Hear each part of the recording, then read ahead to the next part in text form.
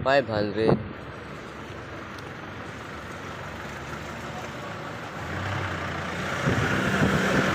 Matik na yan guys. 500. Nakatulog yung nakahiga na yung ano. Naghintay sa labahan. Pasok pa yata sa Maynila. Baka panggabi yan siya eh. May panggabi, may pangaraw. Oo, may panggabi, may pangaraw. Narito pa niya yan, no?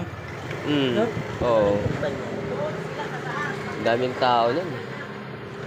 Malawak pala yun na sa loob, no? Hmm.